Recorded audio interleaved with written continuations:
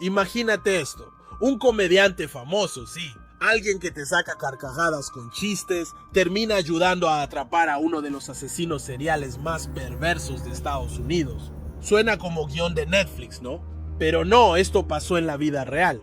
Y el protagonista oscuro de esta historia se llamaba Joe, Joseph James DeAngelo. Joe tenía unos 28 años cuando todo empezó. Era policía en California, pero no de esos que ayudan a la gente. No, este vato era pura maldad con placa. Literal un villano de caricatura, pero versión live action. En 1974, Joe decide que ya estuvo bueno de ser legal y en vez de proteger, se dedica a joder. Pero aquí lo raro, mientras cualquier ladrón normal roba dinero, joyas o cosas que valgan lana, Joe era bien psicópata. Robaba cosas al azar, alcancías con moneditas, anillos de graduación, joyas con grabados sentimentales, objetos que no servían para hacerse rico, sino para desquiciar a las víctimas. O sea, imagínate que te roban tu alcancía de puerquito con 40 pesos y 2 corcholatas. Te da más coraje que si te hubieran llevado la tele, güey. Porque ahí estaba tu infancia, tus domingos, tus ahorros de sabritones. Y claro, como Joe era policía y había trabajado casos de robo, sabía exactamente cómo no dejar rastro. Así que se dedicó a esto por 2 años enteritos, como pasatiempo retorcido. Pero como buen villano de película se aburrió. Robar no le daba suficiente adrenalina. Y aquí es cuando la cosa se empieza a poner fea. Joe empieza a meterse a las casas mientras la gente estaba adentro. Y no solo para robar, sino para abusar de las mujeres que encontraba. Lo hacía una y otra vez, durante 3 años seguidos. Pero claro, la emoción también se le acabó. Y adivina qué hizo después. Sí, escaló todavía más. Ahora entraba a casas para asesinar. Lo hizo tantas veces que perdió la cuenta. Sí, o sea, este vato subía de nivel más rápido que yo en el Mario Kart. Y siempre escogía el camino más satánico. Para 1986, después de una década de terror, Joe ya tenía este récord digno del mismísimo diablo. 151 mujeres atacadas, 13 personas asesinadas. Y ojo, ya no era policía, pero seguía como si nada, suelto en las calles, cometiendo atrocidades. Lo grotesco, dejaba pistas, no por error casual, sino rastros biológicos. En la época en que actuó, esa era una debilidad menor porque la tecnología forense no había explotado aún. Pero la sangre y el tejido no son mentirosos eternos. Solo necesitan tiempo y una técnica adecuada para hablar. Pero en 1986 ocurre algo clave. La ciencia del ADN empieza a usarse en investigaciones criminales. Y como Joe había dejado su ADN regado en todas partes, literal como si fuera perrito marcando territorio, sabía que tarde o temprano lo iban a atrapar. Así que se retiró del maldito negocio, dejó todo.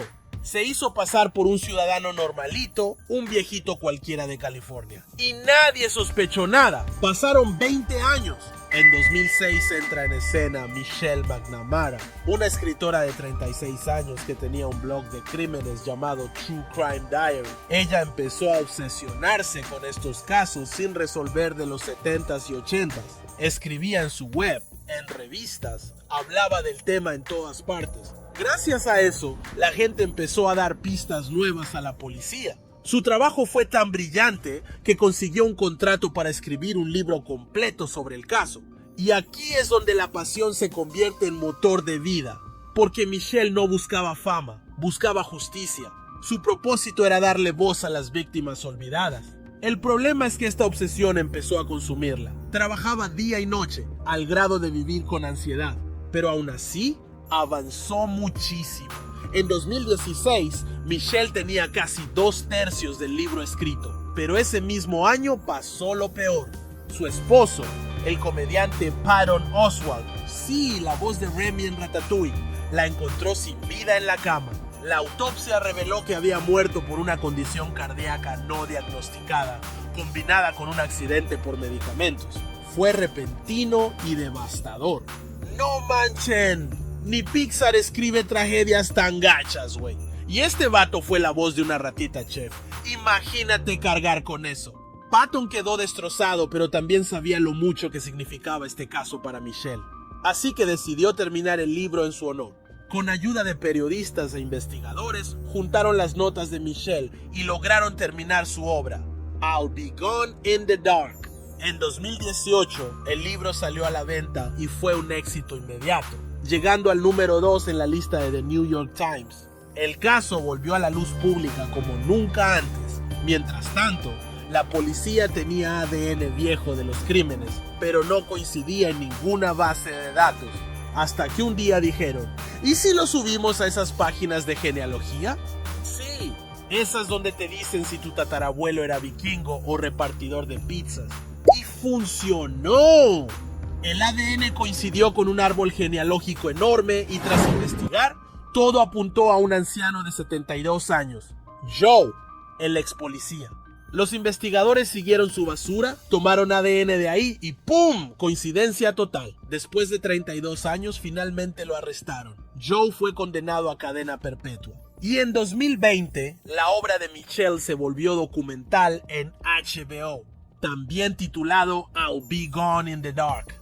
La historia de Michelle nos recuerda que, incluso desde la pasión y la obsesión personal, se puede cambiar el mundo. Ella no vivió para ver al monstruo caer, pero su legado fue la chispa que encendió la justicia.